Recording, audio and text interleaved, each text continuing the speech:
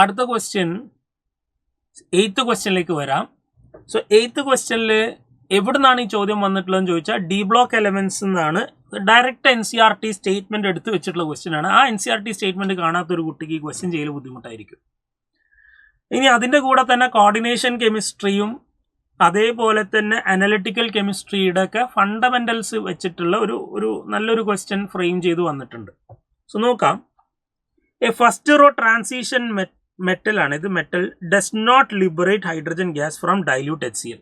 ഇത് NCERTയിലെ സ്റ്റേറ്റ്മെന്റ് ആണ്. D&Fൽ അവിടെ പറയുന്നുണ്ട് copper metal is the first row transition metal which do not give hydrogen gas when it is reacted with acid എന്ന് കൃത്യമായിട്ട് പറയുന്നുണ്ട്. ആ സ്റ്റേറ്റ്മെന്റ് ആണ് ഇവിടെ തന്നത്. അപ്പോൾ അത് കോപ്പറാന്നത് വായിക്കുമ്പോൾ തന്നെ ഈ മെറ്റൽ എന്ന് പറയുന്ന കോപ്പറാന്ന് ഒറ്റയടിക്കാൻ നമ്മൾ മനസ്സിൽ വരണം. അത് വായിച്ചൊരു കുട്ടിക്ക് അത് വരും. ഇനി 1 mole of aqueous solution of MSO4 എന്ന് പറഞ്ഞാൽ copper sulphate is treated with excess KCN ആണ്. അപ്പോൾ എല്ലാ കോപ്പർ 2+ എന്തായി മാറും? കോംപ്ലക്സ് ആയിട്ട് മാറും. ഇത് എക്സസ് എടുത്തിട്ടുണ്ട്. അപ്പോൾ എല്ലാ കോപ്പർ 2+ കോംപ്ലക്സ് ആയിട്ട് മാറും. CN4 2- ആയിട്ട് മാറും. Now this is A perfect complex. എന്തുകൊണ്ടാണ് ഞാൻ ഇതിനെ പെർഫെക്റ്റ് കോംപ്ലക്സ് എന്ന് പറയുന്നത്?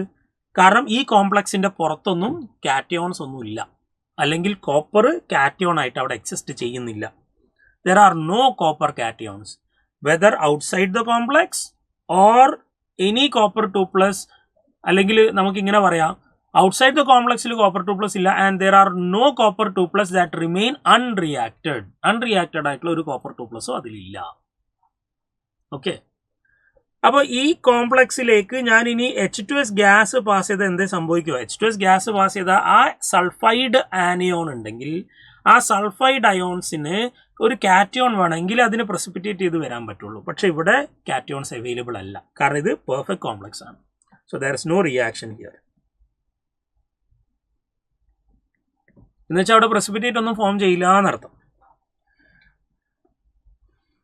The amount of metal sulfide form ചെയ്യില്ല, 0 moles. So the answer is option 4. നല്ലൊരു ക്വസ്റ്റ്യൻ ആണ്.